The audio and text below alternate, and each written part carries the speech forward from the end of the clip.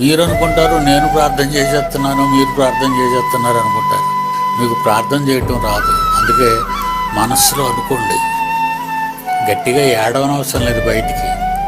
లేకపోతే నేను చక్కగా ప్రార్థన చేయాలి, వాళ్ళు చక్కగా వినాలి అని చేయకు. అస్సలు వెళ్ళదా ఆ ప్రార్థన. చాలా గౌరవప్రదంగా వినయ విధేయతలతో పశ్చాత్తాప హృదయంతో ప్రార్థన చేయాలి. దేవుడితో మాట్లాడడం అండి.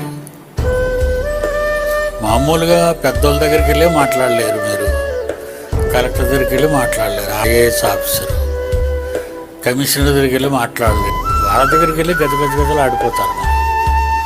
మరి మంత్రివర్యుల దగ్గరికి వెళ్తే ఇంకా ఆడిపోతారు. దేవుడితో మాట్లాడినప్పుడు ఒళ్ళు దగ్గర పెట్టుకోవాలి.